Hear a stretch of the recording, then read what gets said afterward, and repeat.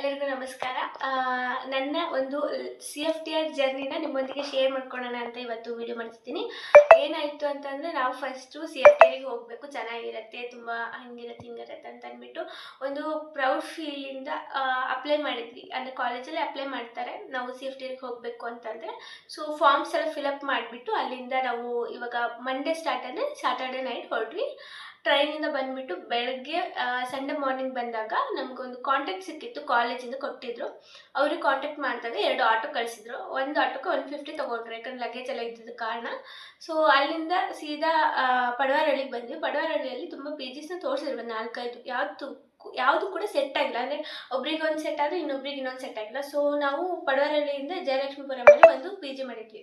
ಅಲ್ಲಿ ಫಸ್ಟ್ನೇ ದಿನ ತುಂಬ ದೂರ ಆಯಿತು, ಒಂದು 2 ಕಿಲೋಮೀಟ್ರು 3 ಕಿಲೋಮೀಟ್ರ್ ಆಯಿತು ನಡ್ಕೊಬರೋದು. ತುಂಬ ಕಷ್ಟ ಆಗ್ತಿದೆ ಅಂತ ಅಂದ್ಬಿಟ್ಟು ಒಂದೇ ದಿನಕ್ಕೆ ಮತ್ತೆ ಚೇಂಜ್ ಮಾಡಿದ್ವಿ. ಚೇಂಜ್ ಮಾಡೋಕ್ಕಿಂತ ಮುಂಚೆ ಒಬ್ಬರು ಆಂಟಿ ಹಳೆ PG ಅಂದರೆ ಈ ಮೀಡಿಯೇಟ್ರು ತೋರಿಸಿದಾಗ ಒಬ್ಬರು ಆಂಟಿ ಇನ್ನೊಂದು PG ನಾನು ತಗೋತಿದ್ದೀನಿ ವೈಟ್ ಬಿಲ್ಡಿಂಗು ನೋಡಿ, ಅದೇ ಪೇಂಟ್ ಆದಮೇಲೆ ನಿಮಗೆ ಕೊಡಿಸ್ತೀನಿ ಅಂತ ಹೇಳಿದರು. ಸೊ ನಾವು ಅದನ್ನೇ ನಂಬಿಕೊಂಡು ಆ PG ಬಿಟ್ಬಿಟ್ಟು ಈ PG ಬಂದ್ವಿ.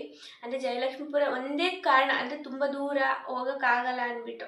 ಸೊ ಫಸ್ಟಿಗೆ ಅವ್ರು ಹೇಳಿದರು ಮೀಡಿಯೇಟ್ರು, ಬಟ್ ನಾವೇ ಸುಮ್ಮನಾದ್ವಿ. ಬಟ್ ನೀವು ಮೀಡಿಯೇಟ್ರ್ ಹಿಡ್ಕೊಂಡು ಹೋಗ್ಬೇಡಿ, ಅದೊಂದು ನೆಗೆಟಿವ್ ಪಾಯಿಂಟ್ ಆಗುತ್ತೆ ನಿಮಗೆ. ನಾನು ಮುಂಚೆ ಹೇಳ್ತಿದ್ದೀನಿ, ಯಾಕೆ ಏನು ಅನ್ನೋದು ನೀವು ಅನುಭವಿಸ್ದಾಗ ಗೊತ್ತಾಗುತ್ತೆ. ಇದನ್ನು ಗಮನವಿಟ್ಟು ಕೇಳ್ಕೊಳ್ಳಿ. ಸೊ ನೆಕ್ಸ್ಟು ನಾವು ಈ ಆಂಟಿ PGಗೆ ಬಂದಾಗ ಅದು ತುಂಬ ಬೇರೆ ಒಂದು ಪ್ಲೇಸಿಗೆ ಹಾಕ್ಬಿಟ್ರು. ಅಂದರೆ ಒಂದು ಮನೆ ಟೈಪ್ ಅದು. ಅಲ್ಲಿಗೆ ಹೋದಾಗ ಫುಲ್ ಮಳೆ ಎಲ್ಲ ಬರ್ತಿದ್ರು. ಸ್ವಲ್ಪ ಅಡ್ಜಸ್ಟ್ ಮಾಡ್ಕೊಂಡು ಇನ್ನೇನೆ ಬೇರೆ PG ಹಾಕ್ತಾರೆ ಅನ್ನೋ ನಂಬಿಕೆಯಲ್ಲಿದ್ವಿ. ಸೊ ಅದೊಂದು ಸ್ವಲ್ಪ ಇಶ್ಯೂ ಆಗಿ ನಮಗೆ ಆ PGನೂ ಸಿಕ್ಕಿಲ್ಲ, ಸ್ವಲ್ಪ ಕಿರಿಕಿರಿ ಆಗ್ಬಿಡ್ತು. ಸೊ ಇನ್ನು CFTR ವಿಷಯಕ್ಕೆ ಬಂದರೆ, ಫಸ್ಟ್ನೇ ದಿನ ನಾವು HRDಗೆ ಹೋದಾಗ HRDಯಲ್ಲಿ ನಾವು ಫೀಸ್ ಕಟ್ಟಿದ್ದು ಒಂದು ಫಾರ್ಮ್ ಇರುತ್ತಲ್ಲ, ಅದನ್ನೆಲ್ಲ ಇಮೇಲ್ ಮಾಡಲಿಕ್ಕೆ ಹೇಳ್ತಾರೆ. ಅದನ್ನೆಲ್ಲ ಇಮೇಲ್ ಮಾಡಿ ಬ್ಯಾಂಕ್ ಥ್ರೂನ ಇಲ್ಲ ಆನ್ಲೈನ್ ಥ್ರೂನ ಯಾವುದು ಅಂತಾರೆ ಅದೆಲ್ಲ ಫಿಲ್ ಮಾಡೋಕ್ಕಿರುತ್ತೆ. ಅದೆಲ್ಲ ಪ್ರೊಸೀಜರ್ ನೀವು ಬಂದಾಗ ನಿಮ್ಗೆ ಹೇಗಿರುತ್ತೆ ಅನ್ನೋದನ್ನು ಗೊತ್ತಾಗುತ್ತೆ.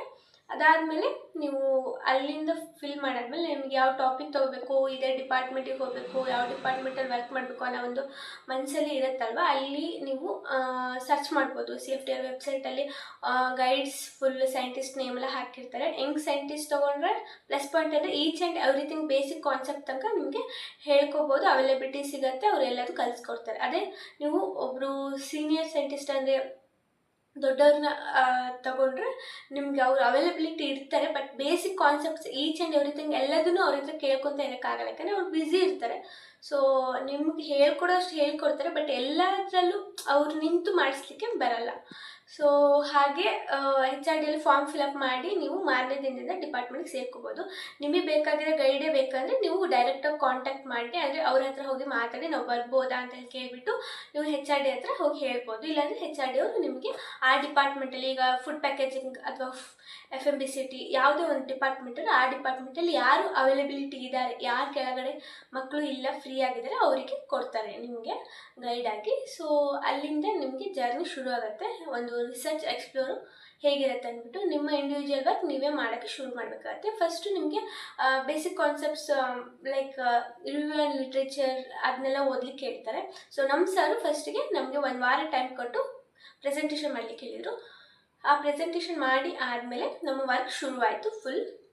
ನಿಮಗೆ ಯಾವುದೋ ಒಂದು ಅನಾಲಿಸಿಸ್ ಮಾಡಬೇಕಾದ್ರೂ ನೀವು ಫಸ್ಟು ಕೆಮಿಕಲ್ಸ್ ಎಲ್ಲ ಅವೈಲಬಿಲಿಟಿ ಇದೆಯಾ ಇಲ್ಲ, ನಮ್ಗೆ ಏನೇನು ಗ್ಲಾಸ್ ವೇಟ್ಸು ಕೆಮಿಕಲ್ಸ್ ಏನು ಬೇಕು ಅಂತ ಹೇಳ್ಬಿಟ್ಟು ನೀವು ಫಸ್ಟು ಲೀಸ್ಟ್ ಮಾಡ್ಕೊಂಡು ಅದೆಲ್ಲ ಇದೆಯಾ ಕಾಲೇಜ್ ಅಂದರೆ ಲ್ಯಾಬಲ್ಲಿ ಅಂತ ಹೇಳ್ಬಿಟ್ಟು ಫಸ್ಟ್ ಚೆಕ್ ಮಾಡ್ಕೊಳ್ಳಿ. ಅದಾದಮೇಲೆ ಇಲ್ಲ ಅಂತಂದರೆ ಶ್ರೀರಾಮ್ ಡಿಸ್ಟ್ರಿಬ್ಯೂಟರ್ಸ್ ಹತ್ರ ನೀವು ತರಿಸ್ಕೊಳ್ಳಿ, ಯಾಕಂದರೆ CFTRಲ್ಲಿ ಅವರು ತಂದು ಕೊಡ್ತಾರೆ ನಿಮಗೆ ಕೆಮಿಕಲ್ಸ್ನ. ಯಾವುದೇ ಒಂದು ಅನಾಲಿಸಿಸ್ ನಿಮಗೆ ಬೇಕಾದರೂ, ಆಮೇಲೆ ಯಾವುದೋ ಒಂದು ಇನ್ಸ್ಟ್ರೂಮೆಂಟ್ ಫೆಸಿಲಿಟಿ ನಿಮ್ಮ ಲ್ಯಾಬಲ್ಲಿ ಇಲ್ಲ ಅಂತ ಅಂದರೆ ಅಲ್ಲಿ ಇನ್ಸ್ಟ್ರೂಮೆಂಟೇಷನ್ ಒಂದು ಬಿಲ್ಡಿಂಗ್ ಇದೆ ಮೇನಲ್ಲಿ, ಅಲ್ಲಿ ನೀವು ರಿಕ್ವೆಸ್ಟ್ ಕಳಿಸ್ಲಿಕ್ಕೆ ಹೇಳ್ಬೇಕು ಪ್ರಾಜೆಕ್ಟ್ ಅಸೋಸಿಯೇಟ್ ಯಾರ ಹತ್ರ ಆದರೂ.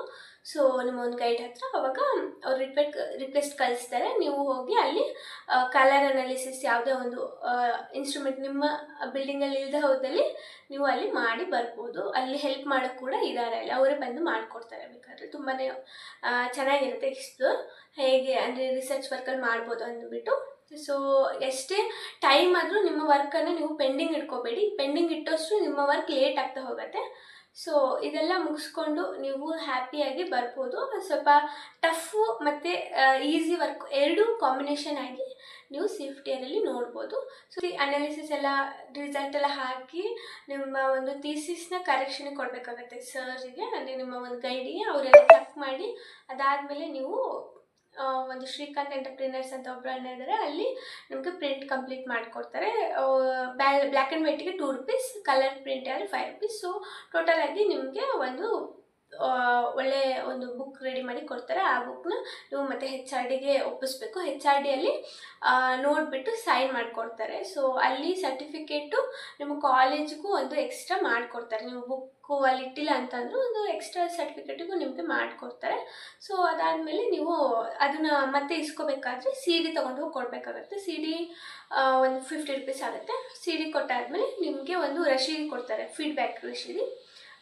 ಅಲ್ಲಿ 1 to 10 ಇರುತ್ತೆ, ಅದ್ರ ಬಗ್ಗೆ ಎಲ್ಲ ಫಿಲ್ ಮಾಡಲಿಕ್ಕಿರುತ್ತೆ. ಅದನ್ನು ಫಿಲ್ ಮಾಡಿಬಿಟ್ಟು ನಿಮ್ಮ ಒಂದು ID ಕಾರ್ಡ್ ಏನು ಕೊಟ್ಟಿರ್ತಾರೆ ಅದನ್ನು ವಾಪಸ್ ಕೊಟ್ಟು ಡೆಸರ್ಟೇಷನ್ ಡಿಪಾರ್ಟ್ಮೆಂಟಿಗೆ ಕೊಡಬೇಕಾಗಿರುತ್ತಲ್ಲ ಅದನ್ನು ತೊಗೊಬಂದು ಡಿಪಾರ್ಟ್ಮೆಂಟಿಗೆ ಕೊಟ್ಟು ನೀವು ಎಲ್ಲದನ್ನು ಮಾಡ್ಬೋದು. ಸೊ ನನ್ನ ಗೈಡ್ ಚೀಫ್ ಸೈಂಟಿಸ್ಟ್ RS ಮತ್ತೆ ನನಗೆ ತುಂಬಾ ಹೆಮ್ಮೆ ಇದೆ ಅವ್ರ ಜೊತೆ ವರ್ಕ್ ಮಾಡಿದ್ದಕ್ಕೆ. ನನಗೆ ತುಂಬ ಇಷ್ಟ ಆದ ಸರ್ ಅವರು.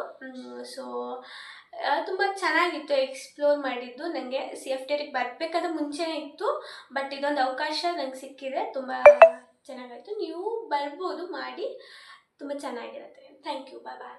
ಶೇರ್ ಮಾಡಿ.